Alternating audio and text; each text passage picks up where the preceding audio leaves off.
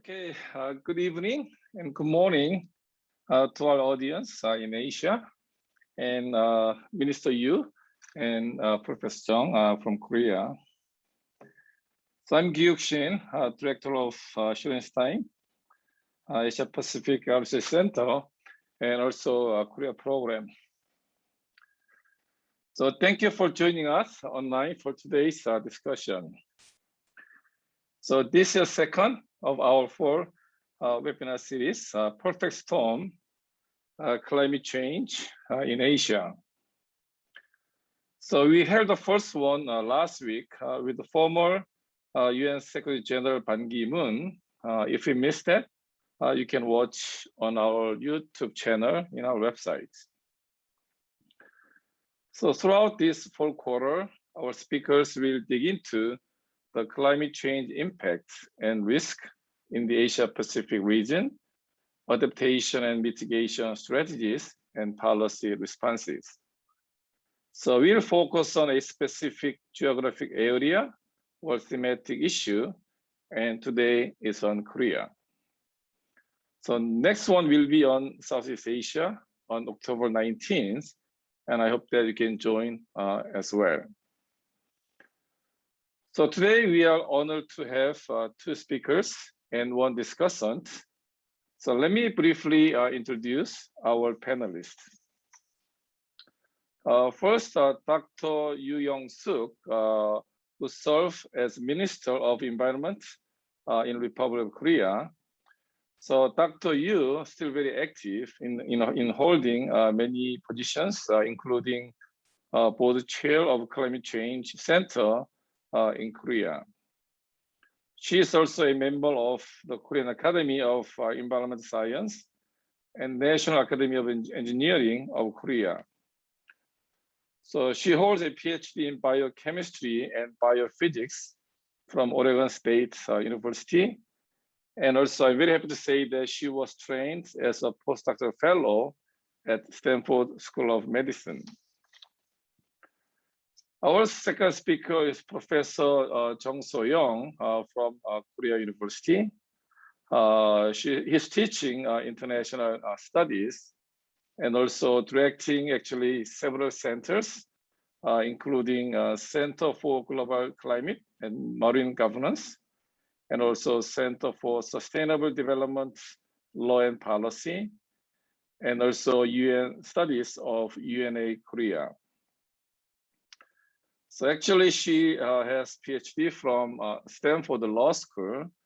And actually when I came to establish Korea program 20 years ago, Dr. Chung was just finishing his study, and then he was very useful in establishing our Korea program. So I'm still very grateful for your support in the beginning. And our discussant will be Professor Jung So-min from University of Kansas. She's teaching at the Department of Geography and Atmospheric Science. And her current research focuses on climate change adaptation and disaster management, including oil spills, floods, extreme heat, and wildfires. She's a lead author of multiple intergovernmental panel on climate change reports, including the 6th assessment report. So she received her PhD in geography from University of Washington, and she spent some time as a visiting fellow at our center as well. So I think all three of them have some ties with our university. And actually, they all went to school for PhD on the West Coast. So welcome back to our center and also to California. So following our discussions, then we'll have a short Q&A session. So as usual, please send your questions using the Q&A button in the Zoom.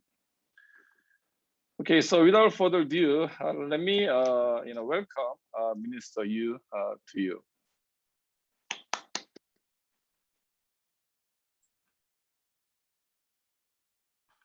Thank you, Professor Shin. Professor Sook Yoo, Director of Asia Pacific Research Center of Stanford University, Professor Chung So-min, our moderator for today's webinar. And let me share.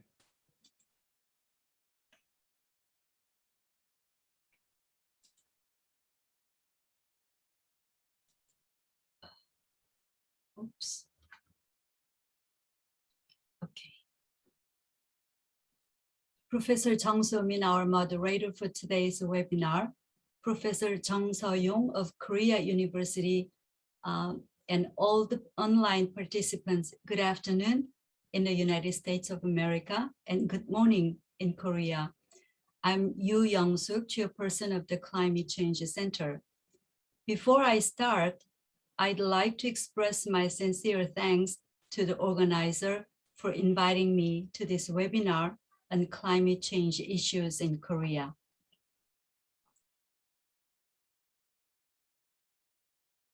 Today, I will mainly cover these three topics: the status of greenhouse gas emissions in Korea, its basic plan for climate change response, and the key challenges. This slide shows Korea's greenhouse gas emissions from 1990 to 2018. The blue bar graph represents total GHG emissions. The yellow line graph shows GDP, and the green line graph shows the total GHG emissions per GDP. As you well know, Korea has achieved rapid economic growth in such a short period starting from the 1970s. The country has displayed high global competitiveness in various fields, such as in mobile phones, semiconductors, automobiles, chemicals, and steelmaking industry.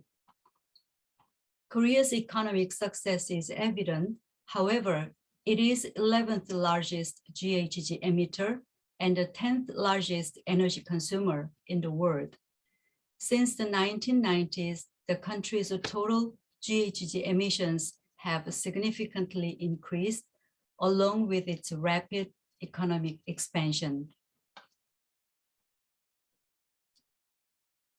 In 2018, the total volume of greenhouse gas emitted in Korea amounted to around 727.6 million metric tons of carbon dioxide equivalent. This figure is 2.5 times higher than that of 1990. Again, Korea is 11th largest in the world and 5th among the OECD countries. There are mainly two reasons why Korea has become the world's 11th largest greenhouse gas emitter. First, electricity generation is too reliant on coal-fired power generation. In Korea, coal-fueled electricity accounts for more than 35% of the total volume, in addition to its low share of renewable energy generation. In 2018, Korea had the lowest percentage of renewable energy production among all International Energy Agency, IEA countries. Second reason is that emissions from industrial processes contribute a high percentage in the total GHG emissions. In 2020, Korea was the world's 10th largest energy consumer. The energy sector accounts for 86.9% of the total GHG emissions, of which 61.8% was consumed in the industry sector. The rest was used in transportation, 18.8%, home and business, 17.3%, and public sector, 2.3%. Due to these two reasons, energy transition to renewable sources and reduction of industrial energy consumption are indispensable in cutting off GHG emissions in Korea. However, these are inhibited by the country's manufacture-oriented and energy-intensive industries. Also, Korea's energy efficiency is very low. Let me share some strategy for climate change response conducted in Korea. During the global financial crisis in 2008, the Korean government established a new national vision, which is known as the Low Carbon Green Growth Strategy. It aimed to create jobs utilizing green technology and clean energy for low carbon economic growth. We have had many low carbon green growth achievements. One of the examples is the Green Triangle, that is policy, funds, and technology. Global Green Growth Institute, GGGI, was established for policy making and turned into an international organization. The headquarters of Green Climate Fund, the GCF for Fund, which is an international organization of the UN, was invited in Songdo, Incheon, Korea. And the Green Technology Center, GTC for technology, was established and operating until now. Based on green growth strategy and the related laws, emission trading schemes, ETS, has been implemented since 2015. As you may know, ETS is a highly effective market-based mechanism that helps curb emissions by providing incentives for GHG reductions. A total of 684 companies is part of the KETS that collectively emit 73.5% of the national GHG emissions. The country's largest GHG emitter companies are also part of the KETS. KETS is a cost-effective mechanism that facilitates companies' development of their climate change mitigation strategies through free trade with a minimum social cost. Last year, the Korean government announced Korean New Deal in an aim to recover from the economic shocks brought by the COVID-19 and to progress towards becoming a pace-setting nation. It includes short-term and medium-term national strategic plans for 2030. Korean New Deal has the three pillars: Digital New Deal, Human New Deal, and Green New Deal. The Green New Deal presents the objective of accelerating climate change responses and shifting to a low-carbon economy. 3 months after the announcement of Green New Deal, October 2020, the Korean government declared its ambitious target to reach carbon neutrality by 2050. As you might have already imagined, this is a very challenging yet crucial task for Korea. GHG emissions in Korea have been steadily increased, as you saw in the previous slide, at an average annual rate of almost 10% from 1990 to 2010, and then around 2% from 2010 to 2018. In addition, country's industrial structure remains to be carbon dependent. Unlike other advanced countries where greenhouse gas emissions have already peaked and begun to climb since 1990, such as European Union, Korea reached its peak emission level only in 2018. This means that our country has nearly 32 years to move toward a net zero society. On this backdrop, the Korean government is trying to make its declaration into a reality and thus has established its Carbon Neutrality Committee. Back in August, the committee presented 3 roadmaps for the carbon neutrality goal. The roadmaps address the need for a long-term greenhouse gas reduction strategy. However, only third scenario predicts complete carbon neutrality, including the closure of both coal-fired and LNG power generations. In accordance with the realization of this scenario, the Framework Act on Carbon Neutrality and Green Growth was enacted on September 24th this year. Now, I'd like to share some of my viewpoints that I believe are necessary for Korea to progress towards becoming a net zero society. First, public debates and the legalization of energy transition are needed.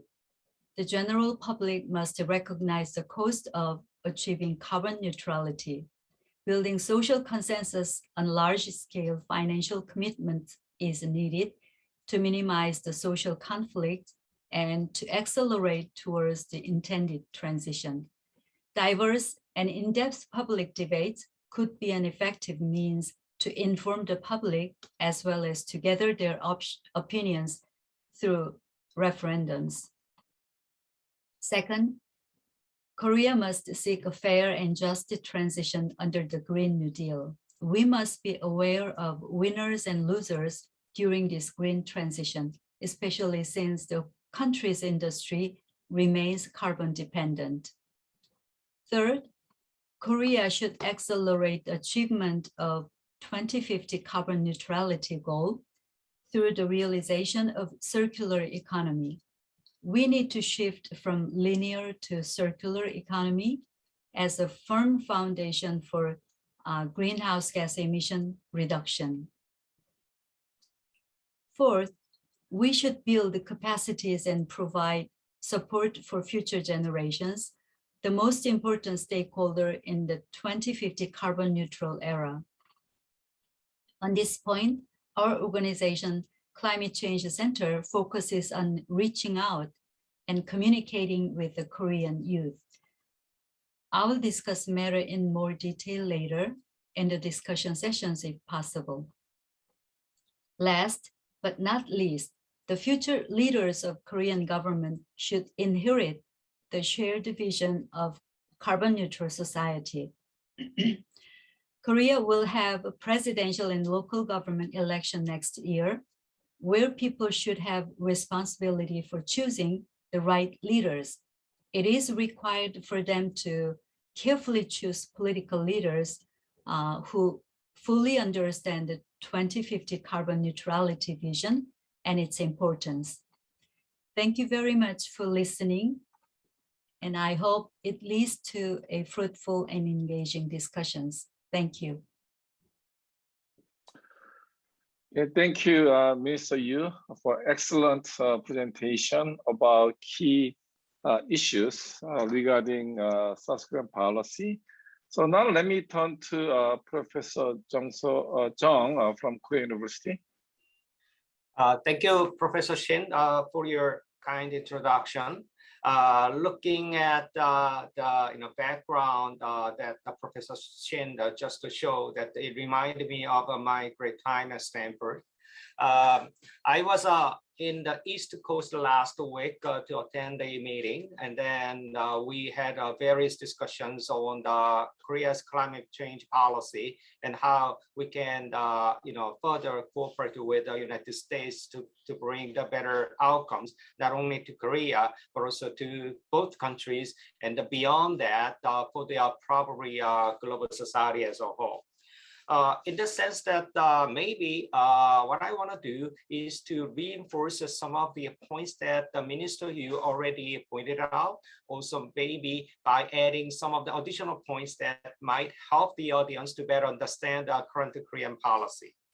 So always, whenever I am asked to talk about the climate change policy, especially about the Korea, I first mentioned about the features of the Paris Agreement, which is the sort of the framework of all our efforts, no matter which country we are talking about. Paris Agreement was adopted in 2015 in Paris, and then it brought a very significant shifting in terms of approaching the how to deal with the climate change by the member countries. Before Kyoto Protocol, as you may know, it was based on the top-down based approach, which meaning that only imposing legally binding obligations to reduce greenhouse gas emissions to the Annex 1 countries, in other words, developed countries, whereas under the Paris Agreement, actually it has become the works of every country, no matter whether you are a developing country or a developed country.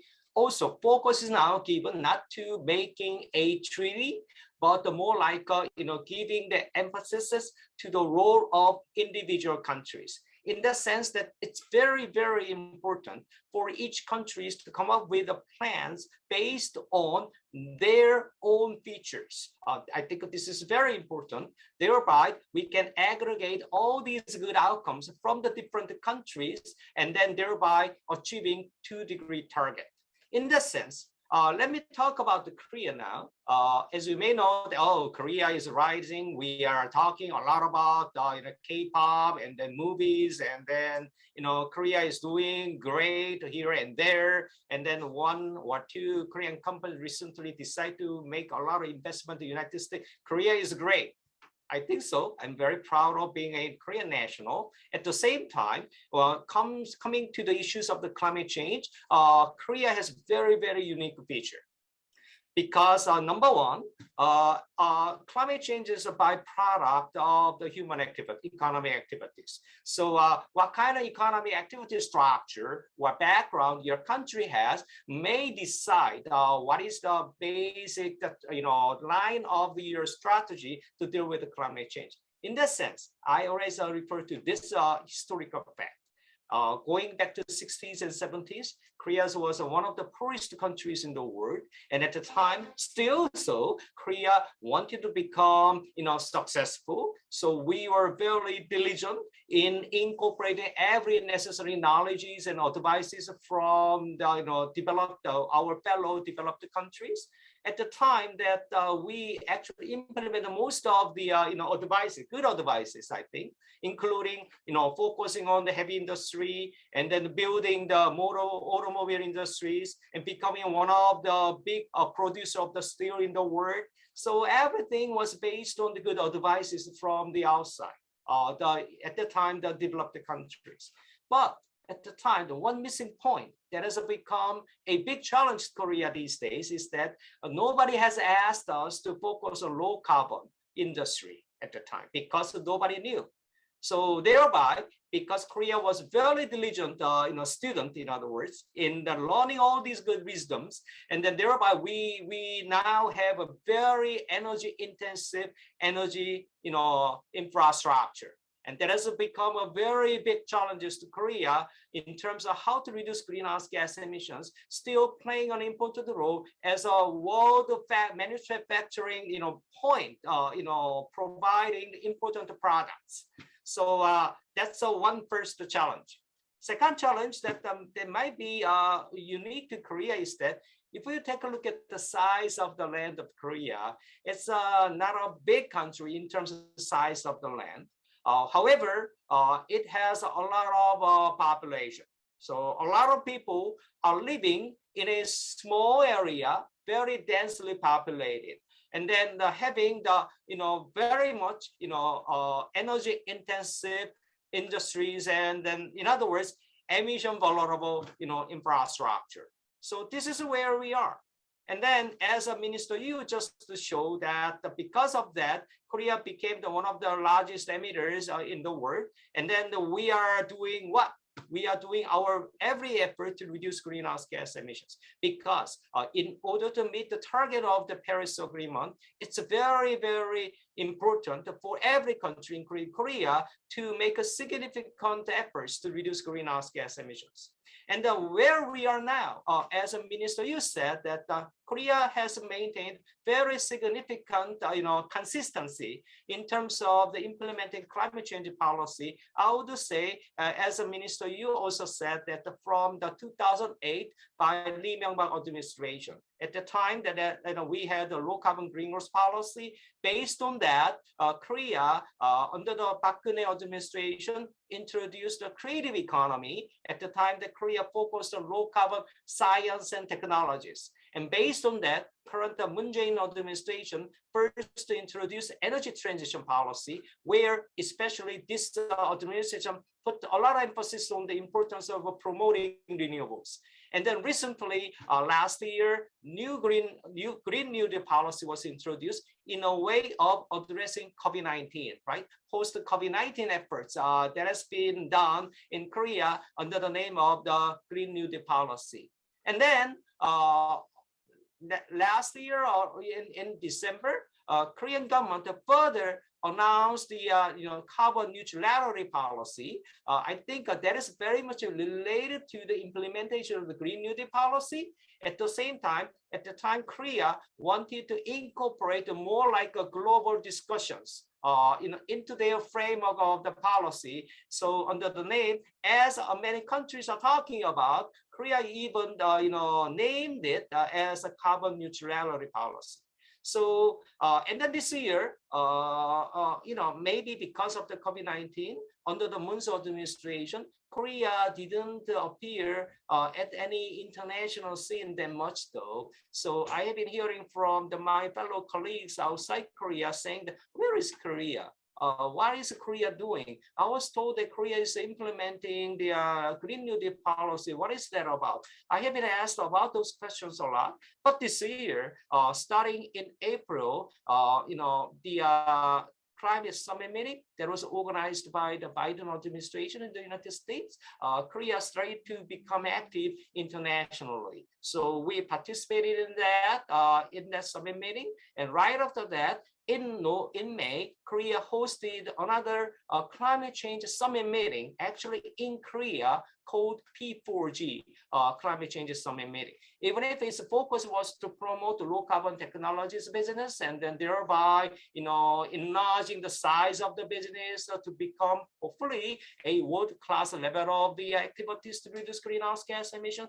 But anyway, it was very successful. And without participating in the Biden administration's climate summit meeting, I don't think Korea could have hosted that P4G summit meeting with a large number of the participating countries from all over the world. And then now where we are heading toward the Glasgow COP, right, in November. The government of the United Kingdom, I know that is very, very active in the preparing for that UN climate change meeting. I know that there will be another set of the summit level of the meeting in Glasgow. So these are international engagement by Korea, even if this is the last year of the Moon administration. But I have seen the quick and the fast and effective implementation, also reinforcing current climate change policy of Korea.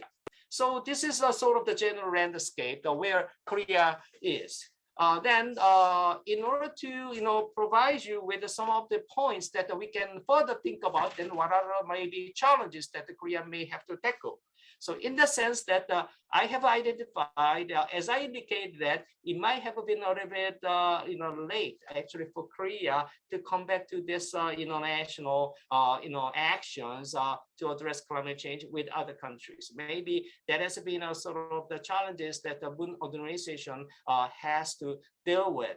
And then in the sense that first of all, at the international level, I was hoping, and I will hope, that the Korea can further engage in international, in other words, multilateral efforts to address climate change together with the fellow countries in the world from developed and developing countries. More specifically, if you take a look at the landscape of international organizations in the world to address climate change, two major climate change organizations are headquartered in Korea.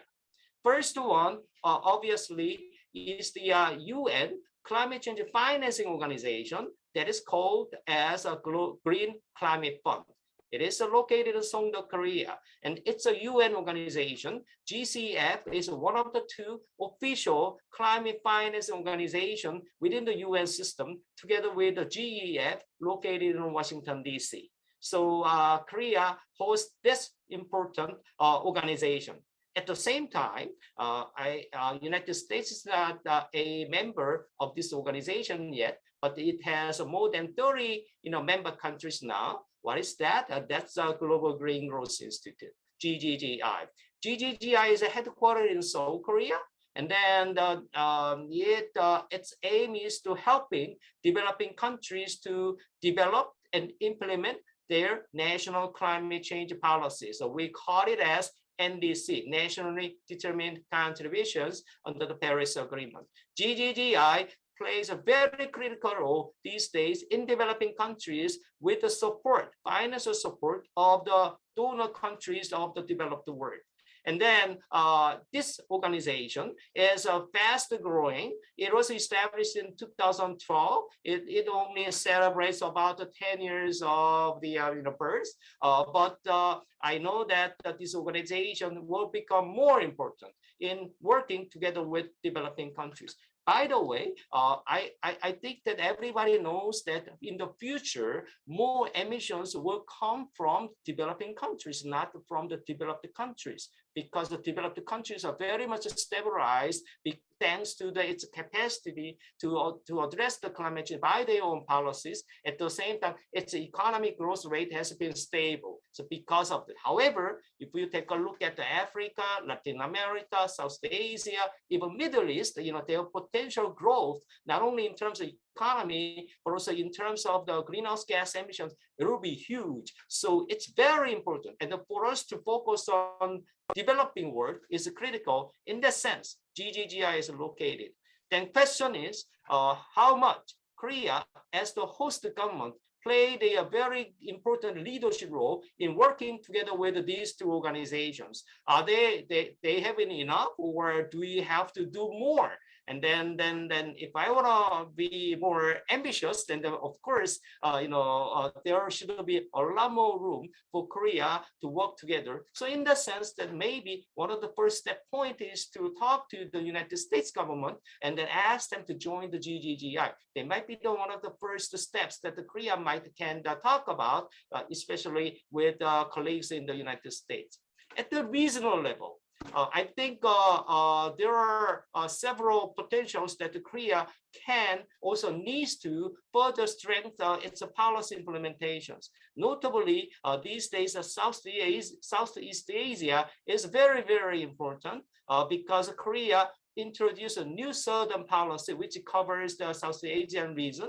And then in case of the United States, I know that Quad has become a critical diplomatic policy framework in the United States. I only see very much important overarching areas between these two countries. And then, if you go to these countries, climate change is very, very important in energy sector, in the forestry sector, and in some other sectors as well. So working together with the regions, South Asia is only one example. Korea needs to further strengthen its policies in Africa, also in Latin America, and of course in Northeast Asia, particularly together with North Korea.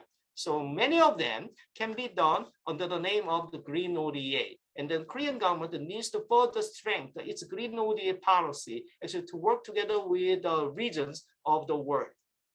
And then Korean government also, and Korean society as a whole, needs to further strengthen bilateral cooperation with already existing developed countries, including the United States and Europe especially. So in case of the United States, I know the infrastructure bill is possibly controversial. I do hope that this bill can be passed by the Congress in the United States. And then if I take a look at, for instance, transportation sector is very, very important in the United States. Maybe that's one of the reasons why Korean companies recently decided to make a huge investment in the battery industry in the United States. I already see a lot of cooperation going on at the private sector level. And then I do hope that further cooperation dialogue will be developed and implemented at the government level as well. In case of the Europe, Korea has been pretty much active in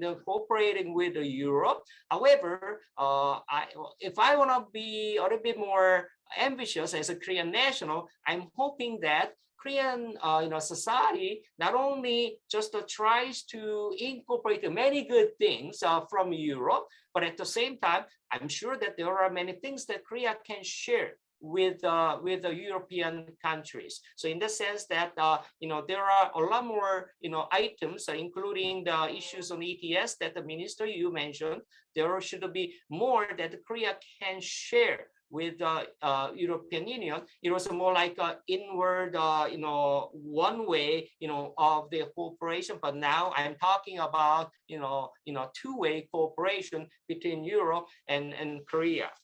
And there are some other issues at the domestic level, but because I'm already running out of time, can you wrap up I your might stop remarks? here. Right. Okay. Thank you very much. So I think you can say more maybe during Q&A, but because time is limited, now let me turn to Professor Jung-So Min, who will make some comments and then lead some discussions. Thank you, Professor Shin. And thank you very much for the two speakers. It was very informative and enlightening to hear both of you touch on major issues related to climate change in Korea, especially on mitigation policy and strategies. As you both spoke, Korea indeed has led major climate change initiatives globally and in the Asian Pacific region. Most notably, Korea had led the green growth since 2008. And as Professor Chung has mentioned, houses key climate institutions such as the Global Green Growth Institute and the Green Climate Fund, produced highly influential climate change leaders, including the former UN Secretary General Ban Ki-moon and the current IPCC Chair Lee Hwae-sung. And on top of that, we have also an even ambassador for climate change within the Ministry of Foreign Affairs. So this bodes very well for leadership in the region by the Republic of Korea. So Korea is uniquely positioned to play the role of an intermediary between the developed and developing economies in the Asia Pacific. So in this sense, Professor Jung's talk of international cooperation with the US, Quad, European Union, China, and Southeast Asia, not to mention potentially North Korea, are very timely and important. So I have a question for Professor Jung. So Korea set an ambitious goal of reaching net zero emissions by 2050. How does Korea get there? By international cooperation. What exactly do we cooperate on to decarbonize Korea? So what's beneficial for Korea when we pursue international cooperation other than giving goodwill and aids to developing economies? Are there some conflicts to overcome? So specific examples would be most helpful. My next set of questions is tailored to Dr. Yoo, who leads the Climate Center in Korea. So what are the major center activities that you can share with us to mitigate climate change, especially related to the involvement of youth? Feel free to chime in, either Professor Chung and Dr. Yoo for discussion. Thank you. I think either Dr. Chung or Minister Yoo can answer or make comments.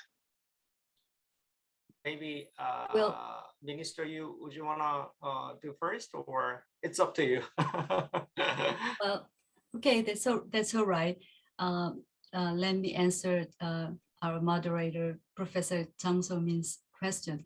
Thank you very much for bringing these issues to me. As I mentioned in my previous talk, our Climate Change Center is one of the representative NGO. We established 13 years ago, and we've been doing a lot of activities to propagate how climate change is danger and what we have to do and that kind of things. And one of the activities we focus on is communication with young generations. In 2019, we launched our platform called Climatus College. The word climatus represents Homo climatus, or the humans who adapt to the changing climate. Our Climatus College helps cultivate youth knowledge on climate change through educational programs and online networks. To date, we have educated 376 young green leaders who now contribute to climate crisis response in their own way and deliver their voices in public debates and in discussions with the professionals from government, business, and research organizations. And recently, one of our big area to focus on is to mitigate greenhouse gas emissions from developing countries such as Myanmar. Well, now we are stopped because of the political reasons of Myanmar, but we've been doing that, for instance, the cook stove project to giving them cook stove to reduce the greenhouse gas emissions and also help the health issues of the housewives in that country. And also Ghana, we also have the similar project to do something to reduce the greenhouse gas emissions. Okay. All right.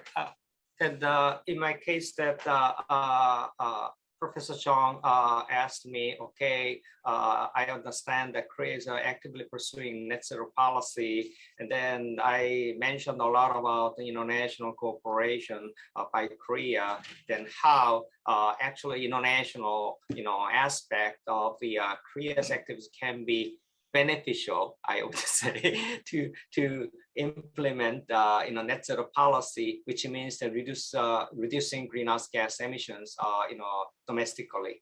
I think to answer the question that we need to take a look at once again the Paris Agreement, because Paris Agreement is a guiding framework actually to implement every national climate change policy, including the Republic of Korea. One specific example is this. As I indicated that Korea has a very small land size. It's very mountainous. If you look at Korea, most of the lands are mountains. And then there are a lot of population. So thinking about promoting renewables, actually, it brings a big challenges to Korea. Korea doesn't have the big desert inside Korea. If we come to US, then there are a lot of deserts, and so it's a free land. You can just install a lot of solar panels or wind power plants, and then it can generate a lot of electricity, and that it's clean. And then it can provide the necessary, supply of electricity to the society. Korea doesn't have that natural environment. And then, but we have to actually promote the renewables. And how can we do it? My answer comes from the different angle. So what do we do in the past? When Korea was very poor, And then we had to secure a lot of energy supply actually to meet the demands of the society. What do? We imported oil and gas, of course, 100%. At the same time, actually, many practices that have been done by Korea is that we went outside and worked together with the countries to develop the oil fields, and then we brought them back to Korea. It's just beyond the issue of importing oils. It's develop the oil fields together and help the country actually to make profits out of it, and thereby Korea share some of the benefits for Korea. And the same logic needs to be applied to Korea, thinking that Korea also trading country, right? Korea economy growth thanks to our ability to engage in international trade. What I'm talking about is if you take a look at one specific article, that's Article 6 of the Paris Agreement, which allows two countries or a smaller number of the countries to work together. If Korea would help, say, Indonesia to maintain the forestry at the national level, then Indonesia can reduce its greenhouse gas emissions because the forestry absorbs a lot of CO2s. And then thereby, then Korea, without having the Korea's cooperation with Indonesia would not have done it, right? So we can set the baseline and we can calculate, thanks to the cooperation between the countries, Korea can provide our experiences and sometimes the budgetary support, sometimes working together with the international organizations such as the GGGI. And then, because of our cooperation, we reduced the greenhouse gas emissions in Indonesia, say, by 100 units for to say. And then can we share half of it and use it to be used to, say, report to UN that actually it has done for the Korea's target to reduce greenhouse gas emissions? It is possible now. It is possible because of the Article 6 of the Paris Agreement.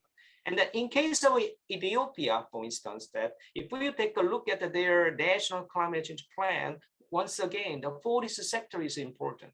Forestry is a nature, right? It's related to adaptation as well. It's very, very important sector, mainly to developing countries. And Korea can develop a similar pattern. Actually, Korea implemented one first Green New Deal policy in Ethiopia, and that tries to help them to strengthen their government policy structure to be able to engage in this kind of activities. That can be done in Northeast Asia with Mongolia, and also it can be designed to be implemented with North Korea. So overall, by strengthening international cooperation, Korea can overcome its very serious domestic challenges to reduce greenhouse gas emissions by promoting renewables. By promoting renewables, it can be done domestically, also internationally, by using international framework that exists now. So that's my partial answer to your question.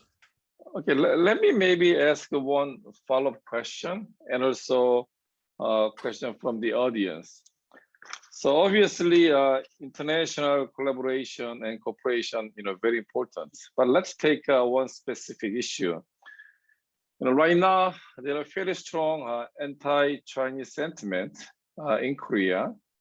And if you look at survey, one main reason is about, kind of allegation about, air pollution caused by China, right? Yellow sand and fine dust.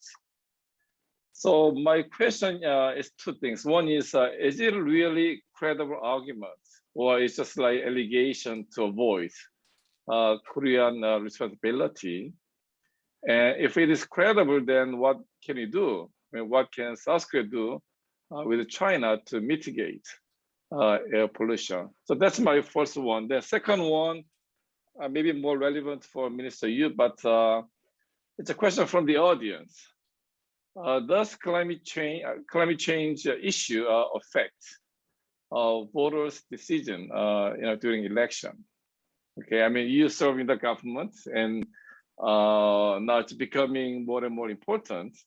And whether is it really a factor in affecting election or not? So it's a more specific questions, but maybe I don't know, Minister, you may go first, and then maybe yes. Professor Cheong, and then Dr. Jung So-min, feel free to chime in if you have any thoughts on those two. Yeah. Okay, regarding the question of audience and Professor Shin, whether Korean voters see the climate change issue so serious, well, it's hard to say because all the candidates of the presidential candidates are mentioning about the climate change and carbon neutrality, but not that seriously. But I hope that we still have a 6 months to go, and each candidate will make their policy more deepen and deepen and deepen. So hopefully that's what my hope, and that's why our center, the NGO, is trying to make hard to convey the message to the political leaders. And there are one more question of audience saying that is the pricing of the ETS high enough to cause companies to increase their energy efficiency to minimize ETS cost? I think the price of carbon is very fluctuate. Sometime Korea was the highest price in the world, but now it is down a little bit. But I saw the news a few days ago, the price of carbon was doubled and so on. So I think even though the price is fluctuating a lot, that kind of issues, especially the ETS mechanism, can force the companies to do some efforts to reduce the greenhouse gas emissions and so on. And if I have time later on, I might introduce a little bit about the other changes of the industry field. Thank you. Okay, my quick response to the question about the whether or not climate change is the main agenda for the presidential candidates. Very quickly, then I will go to the next question. There are many about my presentation. First of all, as a minister, you indicated that I am very disappointed that candidates are not considering climate change issues as a main agenda for their campaigns. I think partially because that I don't see many experts actually, being involved in the initial, campaign activities by every candidate. Maybe that's why, as you may know, that climate change is a very new agenda for the world. So most of the, sort of established generation people, they were not educated when they were students. So maybe that's the main reason. But I'm sure that climate change issues will become important as a candidate would be elected as a new president. And once they engage in international activities, as I indicated, that brings a very important momentum to Korea. But I do hope that we will see more discussions on climate change by every candidate. Regarding the air pollution matters, I think here we need to understand a little bit of the science aspect of the issues. Scientists tell us that, number one, wind blows from the west to the east. So it starts from the far eastern part of the China, and then the wind blows, and that is as in the Korean Peninsula, sometimes in Japan. Very occasionally it travels over to California, but not all the time. So here, then what are the main pollutants? Pollutants, in case of air pollution that the Professor Shin refers to, includes NOxes and the SOxes. These are the pollutants which he used to make, for instance, acid rain. And then if we collect the pollutants from China and Korea and Japan, and then considering the wind pattern, it sounds obvious that without having the China problem solved, of course, Korea contributes to this pollution by itself a little bit, but that is not the main cause. One indirect evidence is that during the COVID-19, Korea has not suffered from this air pollution too much. These days, we start to have it again because I know that not only Korea, but also China started to promote its industrial activities more than before during the COVID-19. So how to address that? And then can China cooperate with Korea? No, as long as you approach that issue from the angle of the taking responsibility by China to reduce this NOxes and SOxes, they will never do it for various reasons. So we need to have a practical approach. Practical approach can be found in the area of the climate change. In other words, that NOxes and SOxes are emitted a lot by coal power plants in China, for instance. And then actually, if you ask them to reduce reduce NOx and SOx, they will never do it. But if you bring the issue of global agenda of carbon neutrality, Paris Agreement, actually promoting the low carbon vehicles, transportations, and power plants, there are alternative technologies available, which could become a new engine of growth for China as well. For instance, we know that China is very much interested in promoting the electric vehicle. And then instead of promoting fossil fuel-based vehicle, then China is interested in this because of business and economy interests are there. So in other words, I always argue that instead of approaching that air pollution matters as a matter of the air pollution, but the matter of the low carbon development, low carbon economic opportunities, then the China will feel more comfortable. Chinese think that face matters, right? We understand that Asian concept. So we have to respect their faces. Their images should not be damaged. Otherwise, China do not cooperate. To do so, promoting low carbon technology, low carbon business is the answer from my point of view. Let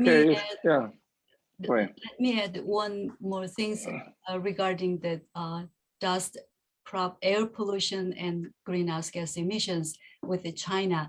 I think we have to solve that problem based on the scientific data.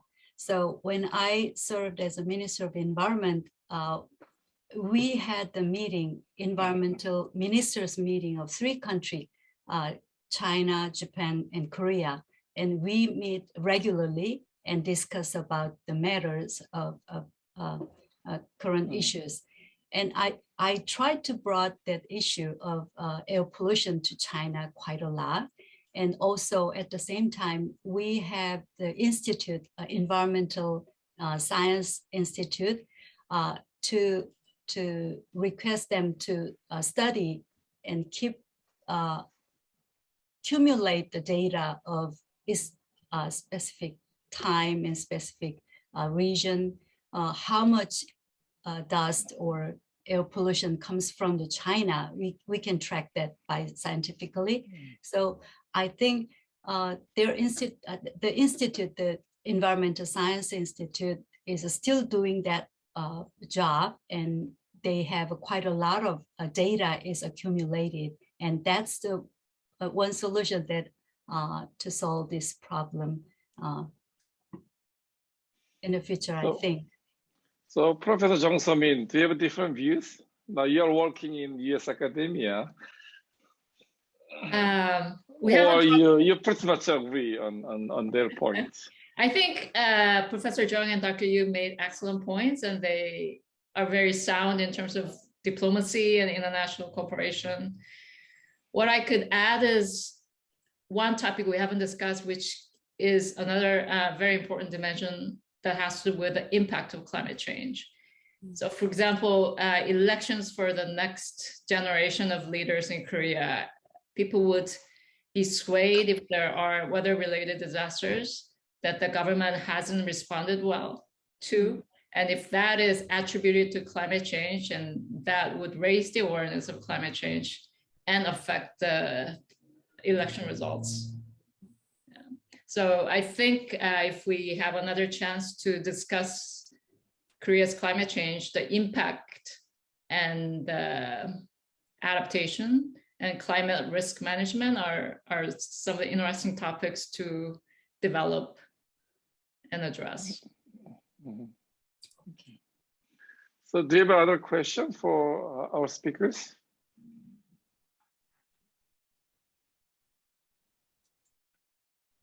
Well, I saw one question from the audience that what about the role of the Green Climate Fund?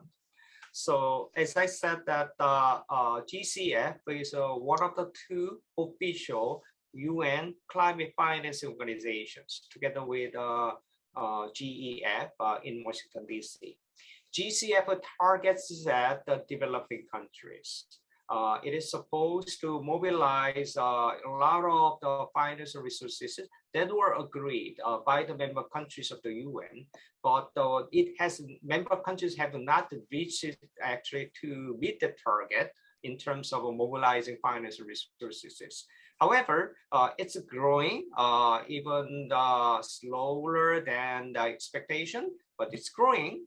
And then it started to make a generation of the outcomes by providing critical first, wave of the climate financing resources to developing countries in developing and implementing their national climate change plans. So developing countries are very much interested in getting funding from the GCF. And then if this funding will be successfully implemented, then later on, I'm sure that private sector would be interested in coming to developing countries. And then we started to see that, not as much as we were hoping to see, but there are good evidences available. And then I'm sure that US and other developed countries will be more interested in supporting the GCF. Okay, so I'm not an expert on climate change, but I cannot resist asking one final question. So I think during last election, President Moon Jae-in, one of his, I guess a campaign pledge was to shut off nuclear reactors, and it created a lot of controversy and a lot of debates and so on. So now almost more than 4 years. Was it wise decision or not? And what should the next government? We know that they will come into power next May. So what would you suggest to new governments regarding nuclear energy, nuclear policy? Well, Professor Shin, you are asking us one of the most sensitive questions that we need to be very careful in answering even online. But because you asked the question, let me try. Yeah, I mean, we are academics, so intellectual freedom and free to discuss. I like and respect the energy transition policy of Moon's administration, and then especially in the context of the promoting renewables. And then if we want to talk about any issue in the context of climate change, and the first that you must calculate what is the potential to reduce greenhouse gas emissions. In the sense that there are a series of technologies available to meet the target. First is we say energy efficiency technologies, not 100%, but partially. Energy efficiency technologies, hybrid vehicle, for instance, is one of the example, and LED lighting is another example. There are ample, technologies. Another set of technology, of course, renewable, and in the context of CCS and hydrogen, there are many. And then, as far as understand, based on current available capacity that the human society has, also under the available capacity that human industry can deploy, that nuclear in accordance with the statistics published by IEA, International Energy Agency, it's an international organization. Nuclear energy is included there as one of the technologies available. However, this energy technology is very politically sensitive and socially sensitive depending on the context of a specific country. in the context, in Korea, nuclear has become a technology of politics, somehow, not based on science per se, but based on the political considerations of the different stakeholders. So if I would go to, say, National Assembly and saying that, hey, let's consider renewable and nuclear together because they don't emit CO2, then I will suddenly become enemy of both, I'm sure, that ruling party and opposition party, because I'm supposed to support only one, but that comes from the political considerations. So, but I indicate that Korea has a small land size, and then having dense population in this small area. And then that means that potential to promote the renewables. I am a little bit reluctant to cut the trees to place the solar panels because I love trees. I love nature, right? But what are the alternatives? I already indicate that we need to promote those technologies, not only inside, but outside Korea. In that sense, if I know that I understand the Biden administration, for instance, would be considering they are promoting small-sized nuclear power reactor, right? And then if that is the case, that is the available technology that can be used by many countries, then I would suggest it should first start in the third countries outside Korea first. Because President Moon also has been supporting some of the activities of Korean nuclear industry outside Korea. Politically, I understand that President Moon seems to feel a little bit flexible in that way, and then that should be the starting point. And then once again, based on the science, and the Korean society really needs to come up with the science-based options. That what are the available technologies? And then if we reach that level of the discussions at the society, then maybe two different groups may come up with more flexible stances where they can have more effective discussion and practical discussions on how to reduce greenhouse gas emissions. By the way, in year, as Minister Yoo indicated, 2018, there was the peak of the GHG emission in Korea, right? That was during the Moon's administration. So why happened? Because maybe we didn't put efficient, low carbon technology during that time.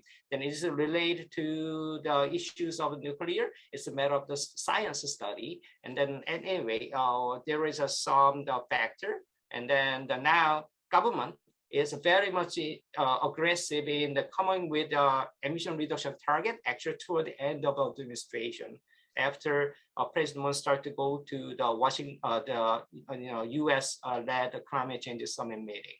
So that's my partial and probably diplomatic answer. And then I do hope that that was okay with Professor Shin and then the audience. So Minister Yoo, anything to add? Yeah, well, rather than political issues, I brought the issues to one of the questions of the audience. One audience asked about the after pandemic, Korea started to shop a lot on e-commerce platforms such as Coupang, Gmarket, but that plays a role in making too much waste. So yeah, I fully agree. And let me brought some issues about the real world of our young generations about the climate change response. As you may know, the MG generation refers to voluntary activity, not those directed by someone else. Once they sympathize with a need or importance and the purpose, they spread their opinions quickly to peer groups in a form of play. For instance, plant-based lifestyle such as vegans, as well as a zero waste, rapidly spread among Korean youth. So this also affects their consumption habits. The use of eco-friendly and upcycling products and visit to zero waste shops are becoming a trend MZ generations in Korea who aimed for value consumptions. If you don't mind, let me continue to brought the issues of MZ generation, the young generation. Global solidarity and cooperation through online networks are also noteworthy issues. For example, there is a community called K-pop for Planet. That community established by global K-pop fans. The community urges the fan to practice daily eco-friendly habits, to use their voices, and to support the movement for climate justice. They strengthen their solidarity while sharing the news about K-pop stars' climate actions. It exemplifies the power of MZ generations who take bold actions for a sustainable society and the good influence of K-pop stars.